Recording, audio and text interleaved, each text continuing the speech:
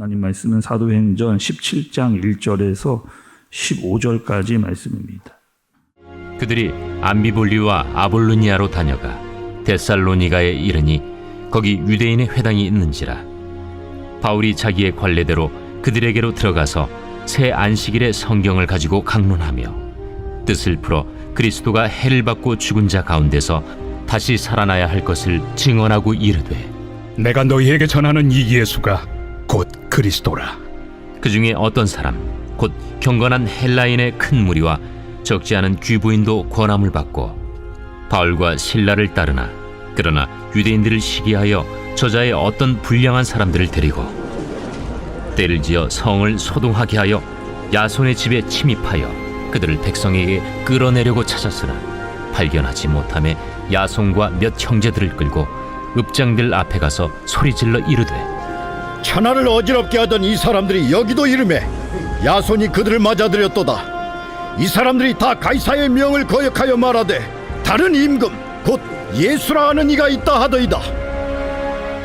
무리와 읍장들이 이 말을 듣고 소동하여 야손과 그 나머지 사람들에게 보석금을 받고 놓아주니라.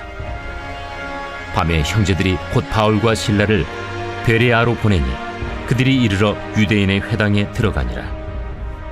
베레아에 있는 사람들은 데살로니가에 있는 사람들보다 더 너그러워서 간절한 마음으로 말씀을 받고 이것이 그러한가 하여 날마다 성경을 상고하므로 그 중에 믿는 사람이 많고 또 헬라의 귀부인과 남자가 적지 아니하나, 데살로니가에 있는 유대인들은 바울이 하나님의 말씀을 베레아에서도 전하는 줄을 알고 거기도 가서 무리를 움직여 소동하게 하거늘 형제들이 곧 바울을 내보내어 바다까지 가게 하되 실라와 디모데는 아직 거기에 머물더라.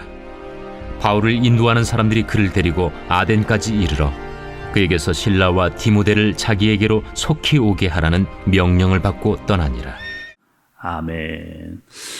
오늘 말씀을 본격적으로 들어가기 전에 여러분 어제 말씀을 좀 먼저 살피겠습니다. 어제 어떤 일이 있었느냐? 바울과 그 일행들이 빌립보에 갔었습니다. 여러분 또 그 빌립보에서 굉장히 많은 일들이 있었거든요. 대략적으로 간추려서 말하면 이렇습니다. 바울이 누구를 만났느냐? 자주옥감 장수 루디아를 만났습니다. 또 누구를 만났어요? 귀신 들린 여종. 근데 그 여종을 고쳐주는 것을 통해 가지고 감옥에 들어갔고, 또 감옥에서 또 기도와 찬양을 하고 옥문이 열리고, 또 거기에 있던 간수, 그렇죠. 간수의 가족들을 또 세례를 주는, 그래서 그런 일들이, 굉장히 많은 일들이 이 빌립보에서 생겨났습니다. 그러니까 빌립보 교회의 개척 총차기 멤버는 여러분 루디아, 그리고 귀신 들린 여종, 그리고 간수와 간수의 그 집들, 그 가족들이 이렇게 빌립보의 교회로 또 성장하게 되어지는, 그것을 행한 후에 이제 바울과 그 일행이 빌립보를 떠납니다. 그리고 어디를 가느냐? 이제 두 지역이 나오는데 첫 번째 지역은 어디냐? 데살로니가라고 하는 지역에 가게 됩니다. 제가 좀 찾아봤어요. 이 데살로니가 지역이 도대체 지금이 어디의 지역인가 좀 살펴보았더니만 아테네의 북쪽에 위치해 있는 세살로니아라고 하는 그 지역을 이제 데살로니가라고 이야기를 하고 있습니다. 여기는요, 오늘 말씀에 보면 암비볼리와 아볼로니아를 지나서 빌립보에서 한 150km 정도 떨어진 지역이 바로 이 데살로니가 지역입니다. 보통 여러분 그 남자 장정들이 하루 꽃방, 그러니까 군대에서 행군을 하면 한 40km 정도 군인들이 행군을 하거든요. 그러니까 남자들이 아주 꽃박해서 최대한 많이 그래도 갈 수 있는 거리가 한 40km 정도 된다 그러면은 지금 빌립보에서 꽃박 4일을 걸어 가지고 올 수 있는 그런 거리에 위치해 있는 지역이 데살로니가라고 하는 지역입니다. 도착해 보니까 여러분 어떠느냐? 여기서도요 회당이 있었어요. 회당이 있다라고 하는 무슨 얘기예요? 그 지역에, 이 데살로니가라고 하는 지역에 유대인들이 제법 포진해 있구나라고 하는 것을 알 수가 있는 겁니다. 그리고 2절에 보니까 이 바울과 그 일행들이 그 데살로니가에서 말씀을 전했는데 3주간의 안식일에 성경을 전했다, 이렇게 이야기를 합니다. 학자들이 여러분 여러 이야기를 하고 있어요. 그러니까 바울과 그 일행들이 도착을 해서 3주간 꽃박 동안 머물면서 새 세 주일 동안 말씀을 전했다. 이렇게 보는 것은 그 뭐 말씀 그대로 보는 견해들도 있고 또 어떤 학자들은 이렇게 이야기하기도 합니다. 바울과 그 일행들이 데살로니가에 도착을 했다. 그리고 한 6개월 정도 있었던 것으로 추정이 되는데 그 6개월 중에서 한 3주 정도는 본격적으로 하나님의 말씀을 전했던 것으로 생각이 된다. 이렇게 보는 학자들도 있는 겁니다. 그러니까 뭐 짧게는 한 3주 정도, 그리고 길게는 한 6개월 정도 이렇게 데살로니가 지역에 바울과 그의 인행들이 있었던 것으로 이렇게 생각이 됩니다. 그리고 그때 그 지역에서 교회가 이제 생겨나게 되는 거죠.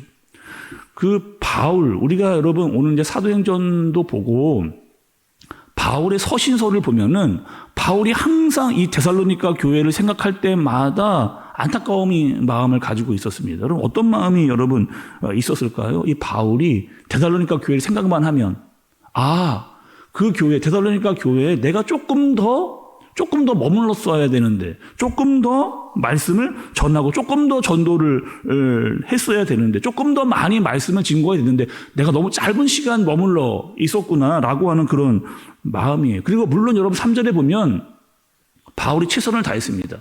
예수님을 증거하고 예수님이 우리를 위해서 오셨다. 그리고 그분이 죽으시고 그분이 십자가에 달려 돌아가시고 부활하셨다라고 하는 사실, 그 복음의 핵심을 끝까지 바울이 정한 것을 볼 수가 있어요.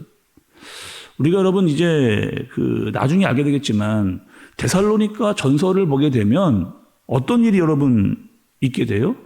그러니까 바울 입장에서는 너무 짧은 시간 내가 있었네. 3주밖에는 말씀을 잘 전하지를 못했네. 우리가 너무 부족했던 것은 아닌가. 이렇게 바울은 늘 생각을 하고 있었습니다. 그런데 이 데살로니가로부터 온 편지, 그 서신서를 보게 되면 어떤 일이 일어났느냐. 내 생각과는 전혀 다르게 나는 3주밖에는 말씀을 전하지를 못했지만 이 복음의 역사가 막 나타나는 것을 편지를 통해서 이렇게 듣게 되잖아요. 그래서 데살로니가 전서하면 딱 떠오르는 세 가지의 은혜가 있습니다. 무엇이에요, 여러분? 믿음의 역사, 사랑의 수고, 소망의 인내가 그 교회에 나타나게 되어지는, 그리고 그 교회 그런 일들의 소문이 막 나게 되는 일들이 일어나게 되는 거죠. 그러니까 바울 스스로는 데살로니가 교회를 생각하면 늘 안타깝고 좀 아쉬웠다라는 생각을 가지고 있지만 여전히 그곳에 복음이 들어가니까 그 복음이 자라나게 하셨던 분이 있는데 그분이 바로 하나님이라는 거죠. 내가 짧은 시간 최선을 다했지만 이거 어떻게 될까라고 하는 근심이 있었지만 하나님이 복음을 자라나게 하셨다라고 하는 소식을 이 바울이 듣게 되는 겁니다. 또 말씀을 보면 여러분 바울이 그 데살로니가에 오래 있지 못하는 이유가 있었어요. 그러니까 바울이 어디를 가기만 하면 끝까지 쭉 하고 따라오는 사람들이 있었거든요. 그래서 누구였느냐? 폭력적인 유대인들입니다. 어떻게 해서든지 바울이 복음을 전하는 걸 가만둬서는 안 된다. 이 바울이 교회를 세우는 것을 가만두면 안 된다. 옛날에 누가 하던 짓이에요? 바울이 했던 그 짓을 바울이 이제 복음을 증거하니까 또 다른 사람들이 나타나서 바울을 추격해서 없애버리려고 하는 사람들이 계속해서 등장하게 되어지는 거죠. 그래서 바울이 데살로니가에 있는데 그 지역에도 폭력적인 유대인들이 찾아왔습니다. 그리고 바울이 야손의 집에 머물고 있었는데 그 집에서 잠깐 외출한 사이에 누가 왔느냐? 야손의 집으로 그 폭력적인 유대인들이 쳐들어오게 되는 겁니다. 그리고 야손을 끄집어내서 어디로 데려가느냐 보았더니만 읍장으로 데려갑니다. 여러분 읍장은요 이런데요. 지금으로 말하면 뭐 경찰서쯤 되지 않을까? 이렇게 생각이 됩니다. 거기에 끌고 가서 야손을 그들에게 고발하는 거죠. 이 사람의 집에 지금 누가 들어왔느냐? 이상한 도를 가르치는 사람이 들어왔다. 우리 지역과 이 도시를 혼란하게 만드는 사람이 같이 머물고 있다. 그 사람이 그 바울을 찾아내라라고 하는 이야기들을 하게 되는 거죠. 그래서 여러분 이 바울과 그 일행이요 데살로니가에 더 있지를 못해요. 자꾸 이 믿는 사람들이 자신들 때문에 어려움 당한 것으로 인해서 또 다른 지역으로 이동을 하게 됩니다. 그 지역이 또 오늘 말씀에 등장하고 있는 베레아라고 하는 그 지역이에요. 이 지역은요 데살로니가 지역에서 한 75km 정도 떨어진 그 지역입니다. 지금으로 말하면 그리스의 북쪽으로 또 베리아라고 하는 지역, 그 산 밑에 있는 아주 조그마한 도시라고 볼 수가 있습니다. 거기도 가니까 거기까지도 회당이 있었어요. 그리고 거기에 들어가서 말씀을 전하는. 그런데 여러분 오늘 말씀에 이 베레아 지역의 사람들의 특징이 나옵니다. 11절의 말씀을 여러분 좀 보세요. 11절입니다. 베레아에 있는 사람들은 데살로니가에 있는 사람보다 더 너그러워서 간절한 마음으로 말씀을 받고 이것이 그러한가요? 날마다 성경을 상고함으로 이렇게 이야기하죠. 바울이 그 지역의 사람들을 만나보았더니만 베레아에 있는 사람들을 만났더니 그들의 특징이 있었는데 어떤 특징이 있었느냐? 데살로니가 지역에 있었던 사람들보다 더 너그러웠다. 또 간절했다. 날마다 성경을 상고했다. 이렇게 나와 있습니다. 먼저 여러분 이 너그럽다라고 하는 뜻은 이런 뜻이에요. 바울이 말씀을 증거했습니다. 그런데 이들이요 아무런 편견 없이 말씀을 듣는 거예요. 그 말씀을 정말 호의적으로 이렇게 듣는 그 말의 표현을 너그럽이 말씀을 받았다 이렇게 이야기합니다. 그러니까 열린 마음을 가지고 바울이 이야기하는 하나님의 말씀을 그대로 받아들인 거죠. 간절했습니다. 마치 하나님의 말씀을 기다렸다는 듯이 말씀을 들었어요. 그리고 상고했습니다. 성경을 꼼꼼히 듣고 연구하고 자세하게 살펴보는 그런 일들이 이제 베레아에서 있게 되어진 거죠. 바울과 그 일행이 여러분 베레아에서 자유롭게 말씀을 전할 수 있었습니다. 지금까지는요 계속 쫓겨왔어요. 빌립보에서도 여러 어려운 일을 당했잖아요. 감옥에 들어가고 거기서 매를 맞았습니다. 또 데살로니가 지역에서도 내가 머물고 있던 집의 사람들이 어려움을 당하는 그런 일들. 아마 빌립보 그리고 데살로니가 지역에서 이렇게 당했던 육적인 또 심적인 좀 피로나 어려움들을 이 베레아에서 조금 해소하지 않았을까? 바울과 그 일행들이. 그런데 여러분 그것도 잠시입니다. 또 찾아왔어요. 이 폭력적인 유대인들이 또 바울을 잡으러 찾아온 겁니다. 제가 말씀드리면 이런 생각이 들었습니다. 야, 바울의 복음의 열정도 대단하지만 바울을 죽이려고 하는 그들의 열정도 만만치 않다. 아니, 이 바울을 죽이려 하는 그 열정 가지고 조금 이 진짜 복음을 만나고 예수 그리스도를 만나고 그들이 신앙생활을 했으면 얼마나 더 뜨겁게 믿을 수 있었을까. 바울에게 더 힘이 됐을 텐데 라고 하는 그런 마음이 들었어요. 근데 결국에 그들은요, 여러분 어떻게 하는 거예요? 복음을 알지 못하는 거죠. 잘못된 유대교에 빠져서 아직도 그 잘못된 열심을 가지고 그렇게 살아가고 있는 그들을 보게 되는 겁니다. 그래서 여러분 이제 어떻게 다르냐? 바울만 떠나요. 베레아에서 바울만, 거기에 실라와 디모데는 이 베레아에 남고 바울만 떠나는데 이 바울이 떠나는 곳이 이제 어디냐? 이제 아덴이라고 하는, 이제 내일 말씀에 등장을 할 텐데 이 아덴은 여러분 어디예요? 그리스의 아테네입니다. 그러니까 바울은 떠나고 실라와 디모데만, 그러니까 그만큼 급박한 상황으로 바울이 떠나게 되어지는 상황이라고 볼 수가 있게 되는 거죠. 오늘 여러분 말씀을 보면서 두 종류의 사람이 등장을 합니다. 먼저는 여러분 아까 어떤 사람이요? 폭력적인 유대인이요. 야, 그들도 정말 대단하다. 그들의 열정도 좀 대단하다. 잘못된 종교에 빠져 거기서 헤어나오지 못하고 있다. 여러분 한번 잘 보세요. 이 폭력적인 유대인들이 지금 뭘 하고 있느냐?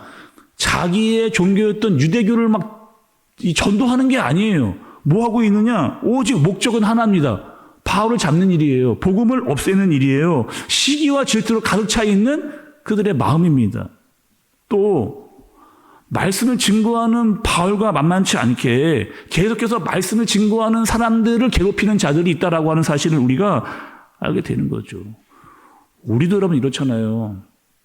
전도를 하는데 꼭 전도하게 되면 뭐라고 한마디 하는 사람들, 비아냥거리는 사람들, 우리가 전도하는 것에 대해서 못마땅히 여기는 사람들, 비꼬아 많은 사람들이 꼭 있게 되어지더라. 그러니까 복음의 열정, 또 복음의 진격이 있는 반면에 여전히 그 복음을 꺾으려고 하고 또 막으려고 하는 존재와 세력들이 등장하더라. 이것도 보게 되는 거죠. 자, 여러분 오늘 말씀을 마무리하면서 이 사실을 놓치지 말아야 됩니다. 바울이 지금 여러 지역을 다니고 있잖아요. 지금 우리가 살펴본 지역만 해도 지금 빌립보, 데살로니가, 또 베레아. 바울은 가는 곳마다 뭐 했습니까? 복음을 뿌렸습니다. 말씀을 심은 거예요. 그런데 그 말씀을 뿌리고 심은 그곳에 자라나게 하시는 분이 있었어요. 누가요?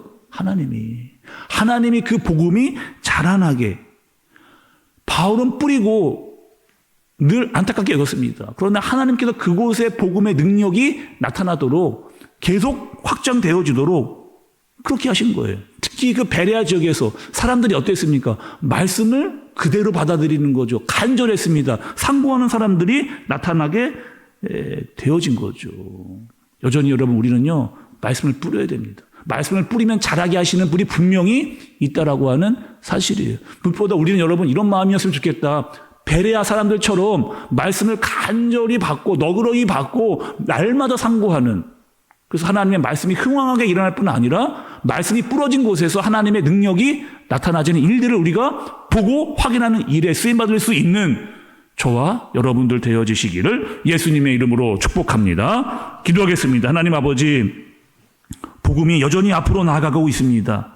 고난과 박해가 있습니다. 그러나 막히지 않습니다. 바울이 뿌리면 하나님이 자라나게 하셨습니다. 하나님, 우리도 복음의 능력을 뿌리게 하여 주옵소서. 복음을 들고 앞으로 나가게 하여 주옵소서. 하나님이 자라나게 하시는 것들을 우리가 보게 하여 주옵소서. 복음의 능력과 하나님의 나라의 확장을 감당하게 하여 주옵소서. 예수님의 이름으로 기도드리옵나이다. 아멘.